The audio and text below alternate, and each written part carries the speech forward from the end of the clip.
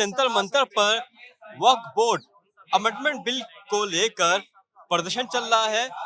यहाँ पर हमारे साथ बातचीत करने के लिए मौजूद है AIMIM के दिल्ली प्रदेश अध्यक्ष शोएब जमाई। शोएब भाई बताइए, जिस तरह से जो है आप धरना प्रदर्शन कर रहे हैं, सरकार कह रही है कि इस बोर्ड से जो है किसी को या बिल से जो है किसी को कोई नुकसान होने वाला नहीं है। नहीं, बिल्कुल होगा। यहाँ से वक्फ बाय यूजर आपने क्यों खत्म किया?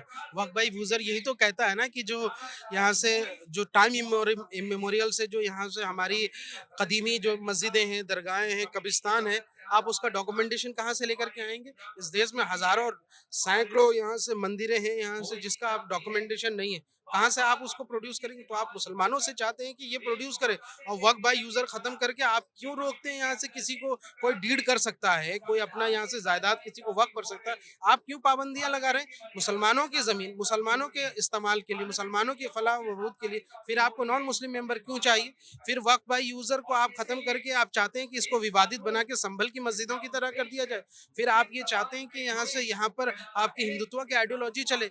वक्फ बोर्ड कभी भी ऑटोनोमस नहीं रहा। आपने गलत यहाँ से लोगों को जानकारियां दी हैं कि ये अपना संगठन है और इस तरीके, भाई ये स्टेट के अंदर आता है, स्टेट के लॉ के एम्बिट के अंदर आता है, चीफ मिनिस्टर और गवर्नर की निगरानी में होता है। चीफ मिनिस्टर ही यहाँ से चेयरमैन नियुक्त करते हैं।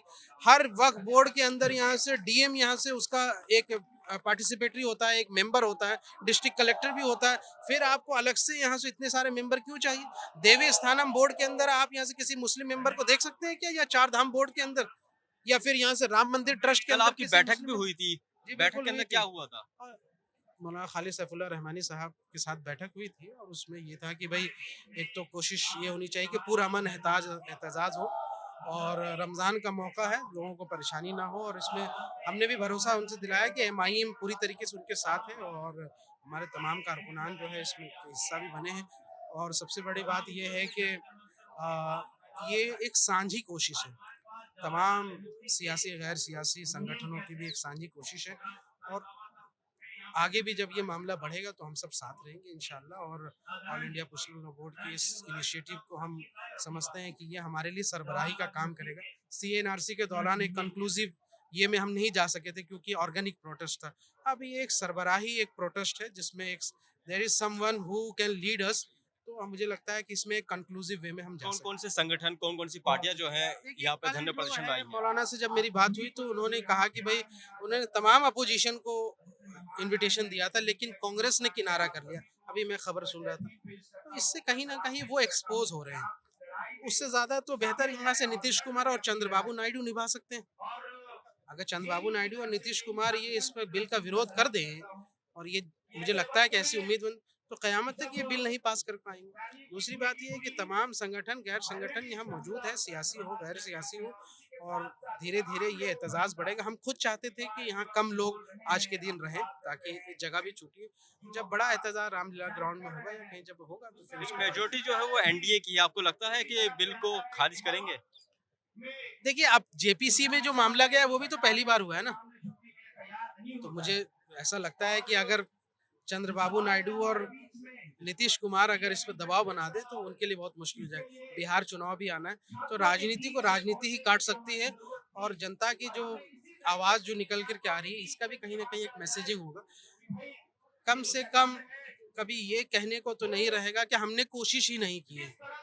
ठीक है, तो हमें पता है कि जिस ताकतों से हम लड़ रहे हैं उसके सामने मुसलमान माइनॉरिटी के अंदर है। लेकिन वो वाकया भी सुना होगा हजरत इब्राहिम अलैहिस्सलाम के दौर में, जब आग जलाया गया और हजरत इब्राहिम को अलैहिस्सलाम को उसमें लिटाया गया, तो एक छोटी सी चिड़िया अपने चोंच से पानी भर के आती है और उसमें डालती है, और फिर डालती है। तो किसी ने पूछा कि भाई तुम तो एक छोटी सी हकीर सी चिड़िया है, तुम्हारी इससे क्या होगा? तो बोली कि मुझे पता है कि मैं एक छोटी सी हकीर चिड़िया हूँ, एक एक बूंद पानी डालने से ये आग नहीं बुझेगी, लेकिन कल कयामत के रोज में अल्लाह से कह तो सकूंगी कि मेरे जितने बस में था मैंने कोशिश की। ये तो बिल्कुल ये थे हमारे साथ बातचीत करने के लिए शोएब जमाई। आप देख सकते हैं किस तरह से दिल्ली का जो जंतर मंतर है, यहाँ पर हजारों की तादाद में जो वक्फ बोर्ड अमेंडमेंट बिल जो है उसके खिलाफ जो है यहाँ पे धरना प्रदर्शन जो है चल रहा है। और रमजान का जो मौका है उसके मौके पर जो है किस तरह से यहाँ पे जो लोग हैं हजारों की तादाद में इस धरने प्रदर्शन में शामिल होने के लिए आए हैं। हालांकि इस धरने प्रदर्शन में इनका कहना है कि कांग्रेस ने किनारा कर लिया है। और जिस तरह से जो है यहाँ पे लोग हैं, अगर उनसे और ज़्यादा लोगों से बातचीत करें तो बातचीत करने की क्या उनका कहना है कि क्या कहेंगे वो इस पूरे बिल के बारे में। बात करते हैं इनसे। क्या नाम है आपका? भैया बोलो। क्या नाम है आपका? यूसुफ भाई जावेद। हमारे बड़े बोल लेंगे। भाई हमारे बड़े आए हुए भी बोल लेंगे, हम इस बारे में कुछ नहीं कह सकते। आप यहाँ पे आए हुए हम उनके पीछे आए हुए। तो आप यहाँ पे खड़े हुए तो हैं, आपको पता तो होगा ना आप यहाँ पे किस लिए आए हैं? ये बोलने के लिए मना कर रखा है?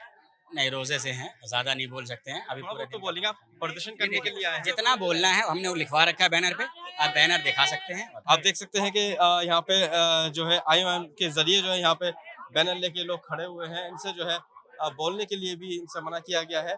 और जिस तरह से अगर लोगों से बात करें तो उनसे पूछते हैं कि आखिर यहाँ पे धरने प्रदर्शन में आए हैं, क्या सोच कर आए हैं? आप यहाँ पे धरने प्रदर्शन के अंदर आए हैं, क्या सोच के आए हैं?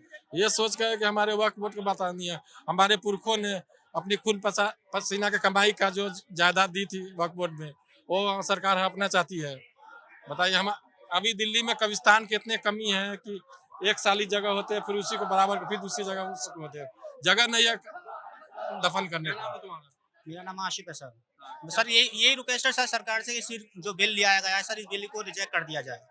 ये गलत है, ये काम वक्फ बोर्ड में इम्प्रूवमेंट देना वरना सर वक्फ बोर्ड तो काफी संगठनों में भी है ना, उसको भी सर इम्प्रूवमेंट में डाल दिया जाए।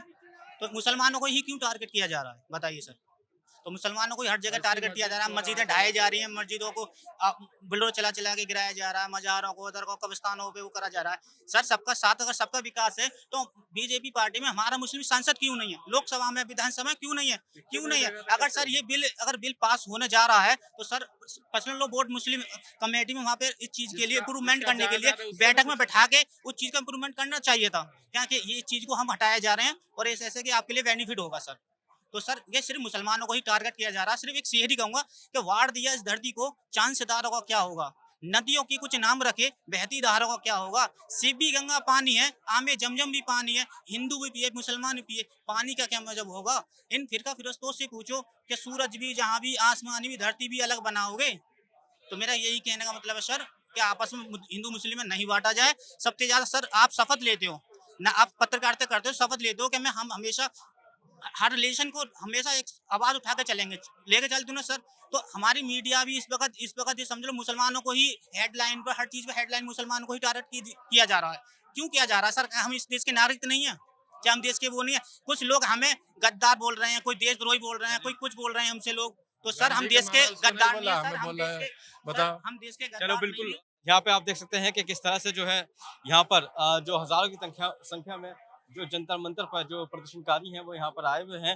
वक्फ बोर्ड अमेंडमेंट बिल के खिलाफ यहाँ पर पहुंचे हुए हैं लोग। और जिस तरह से जो है जो ये बिल है, लोगों का कहना है इस बिल को वापस लेना चाहिए। जिस तरह से जो है ये बिल के विरोध में यहाँ पर हजारों की संख्या में लोग पहुंचे हुए हैं और लगातार यहाँ पर जो है नारेबाजी का जो दौर है वो भी यहाँ पर चल रहा है और नारेबाजी के तहत जो है ये लोग बातें कर रहे हैं। तो बिल्कुल साफ तौर पे जो है आप देख सकते हैं कि किस तरह से ये पोस्टर लेके चल रहे हैं कि वक्त हमारा अधिकार और बिल वापस भी लो। तो बिल्कुल जिस तरह से जो है यहाँ पे ये पूरा जो है इस बिल के खिलाफ जो है यहाँ पर नारेबाजी चल रही है। तो अब देखने वाली बात होगी कि इस प्रदर्शन के बाद जो है आखिर क्या असर पड़ेगा और सरकार जो है इस बिल को वापस लेती है या फिर नहीं। दिल्ली से कैमरामैन मनोज चौधरी के साथ वाजिद अली, नवोदय टाइम्स।